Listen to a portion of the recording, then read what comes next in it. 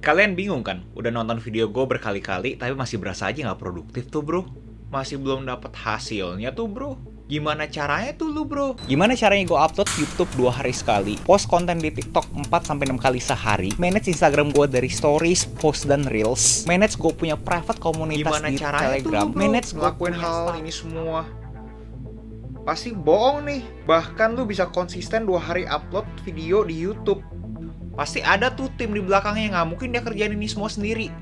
Nope, kalian salah. Gue beneran ngerjain ini semua sendiri. Gue nggak punya tim karena gue nggak mampu bayarnya. Tapi hari ini gue bakal kasih tahu ke kalian satu rahasia yang gue lakuin untuk gue bisa tambah produktif lagi. Dan caranya itu simple, fleksibel, dan gratis.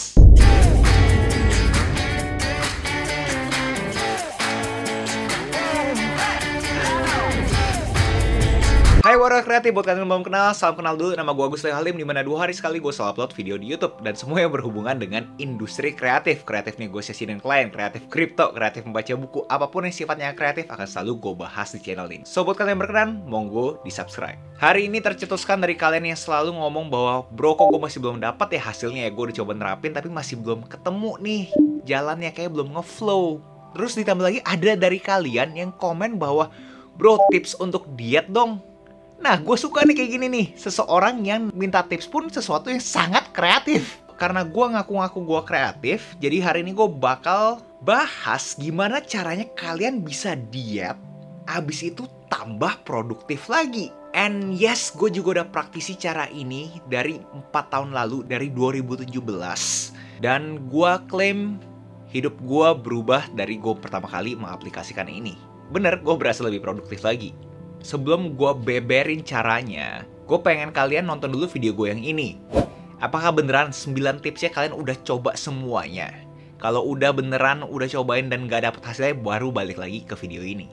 Pertama, kita harus sefrekuensi dulu nih. Bahwa pernyataan breakfast is the most important meal of the day is wrong. Itu salah guys. Makan di saat pagi hari itu bukan makanan terpenting. Dimana faktanya lebih penting kapan kalian makan dibanding apa yang kalian makan. Karena ada argumen kalau semakin sering kita makan, kita snacking terus setiap harinya, all day long, itu bisa overtax kita punya pankreas atau alat-alat pencernaan kita. Dan ekstrimnya bisa bikin itu nggak bisa bekerja secara proper. Argumennya adalah semakin kalian konsumsi makanan, terutama makanan karbohidrat yang ada sugarnya juga, bikin kita punya pencernaan jadi sugar burner. Kita harus bakar kita punya sugar. Nah kalau kita bakar sugarnya kita, diklaim banyak output-output yang merugikan kita. Contoh, kalian jadi gampang lapar, kalian jadi gampang marah, kalian moody banget, dan kalian susah kan maintain berat badan yang ideal.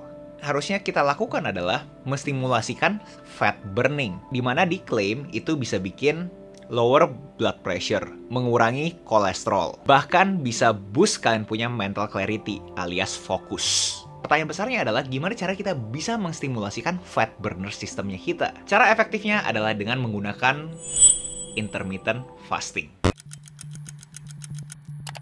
Here's Google searches for eating plans have quadrupled. 245 pounds. I'm currently 189 pounds. I've lost 10 pounds and 3 inches in my waist. All things that could theoretically improve longevity. How does this work, they say? Well, it's all about this thing called the metabolic switch. Intermittent fasting atau puasa dengan jeda waktu tertentu. Apa itu intermittent fasting? Secara sederhana itu adalah puasa. Jadi kalian setiap hari ada jam makannya. Yang paling generik adalah 16 jam puasa, 8 jam makan. Apa maksudnya 16 jam puasa, 8 jam makan? Jadi contoh kayak gini, kalian punya jam makan itu dari jam 12 sampai jam 8 doang. Nah di luar jam 12 dan jam 8, kalian itu puasa, kalian nggak boleh makan apapun. Sudah banyak banget artikel-artikel yang memberitahukan benefit dari intermittent fasting tersebut.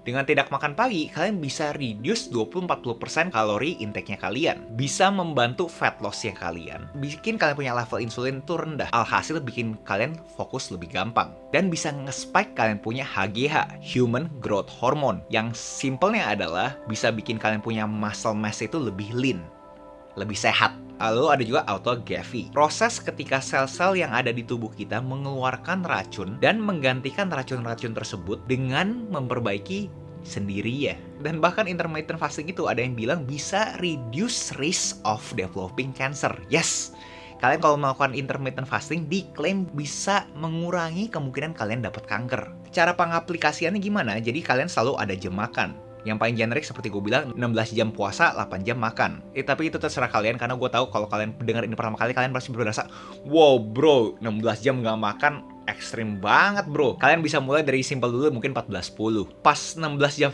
puasa ini nggak boleh apa-apa nih bro. Minum air boleh nggak? Kalian boleh minum air, tapi pokoknya sifatnya itu nggak ada sugar. Atau lebih tepatnya yang nggak ada kalori. Contoh kopi hitam dan teh tawar. Dan abis itu kalau misalnya kalian udah makan, carilah whole foods. Makanan yang alami, contoh kayak ikan yang sangat segar, daging yang organik. Yes, basically makan makanan yang agak mahal. Lalu butuh olahraga juga. Gue pribadi ngelakuin rutinitas olahraga 5 kali seminggu. Nothing very fancy, upper body dan lower body doang, karena gue bukan bodybuilder. Dan gue percaya banget sama yang namanya flow state, dimana gue pengen kegiatan olahraga gue itu fun. Definisi fun gue adalah di saat tantangannya kurang lebih sama dengan gue punya keterampilan. Dan buat kalian yang nggak tahu juga, ada namanya rate of perceived exertion, yang kalau kalian lihat di chart ini, gue adanya di fitness zone. Peran antagonis intermittent fasting ini, dimana nggak bisa digeneralisasi. Contoh yang paling gampang, bayi boleh nggak? Kagak boleh. Ibu hamil boleh gak? Kagak boleh. Banyak banget orang-orang lain yang mungkin punya kelainan terhadap pola makannya, itu juga kagak boleh. Konklusinya, kalau ngomongin beneran subjektif ke gue berasa ini sangat workout.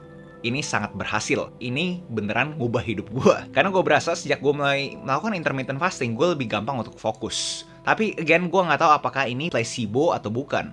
Apakah ini cuma suges atau bukan. Karena gue tahu ini dari Tim Ferriss, dan apakah beliau menginfluence gue, bikin gue suges kalau misalnya gue ngelakuin hal ini juga bisa memperbesar kemungkinan gue untuk fokus. Dan per pencarian gue di via Google, per hari ini belum ada satu white paper atau research paper yang menyatakan efek intermittent ini absolut. Karena jelasnya mereka butuh sekian banyak sampel manusia, dan ya ngomong simpelnya semua manusia kan beda-beda kan. Jadi gue nggak bisa komentar banyak terhadap sisi teknisnya, tapi kalau secara mentalnya, gue berasa ini sangat pengaruh. Tapi menurut gue, ini cuma complementary. Ini sifatnya ada komplement ke sistem produktif kita yang sudah kita jalankan. So again, disclaimer dikit, I can only speak for myself. Ini experience gue, ini pengalaman gue. Jangan kalian coba metode ini sebelum kalian konsultasi dulu, terutama buat kalian yang mempunyai kelainan pola makan. Gue kagak tahu, tapi pure kalau misalnya kalian nanya gue udah ngelakuin ini, dan yes, hasilnya tuh manjur. Dan buat kalian yang pengen tahu ini lebih banyak lagi dari narasumber yang lebih terpercaya, gue rekomendasiin TED Talk-nya si Cynthia. Dan bahkan kalian mungkin juga bisa cek kolom komentarnya, karena banyak banget yang memberikan vibes positif terhadap intermittent fasting ini. Kalau ngomong diet sih, secara teori sih sebenarnya sih ada 3 ya. Caloric restriction, tipe makan apa yang lu boleh makan. Dietary restrictions, berapa banyak yang lu boleh makan.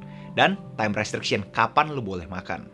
Tapi again, silakan kontekstualize ke konteksnya kalian. Karena kalau dipikir, kalau ngomongin makanan, si Warren Buffett aja ngeklaim dia tiap hari masih makan McDonald.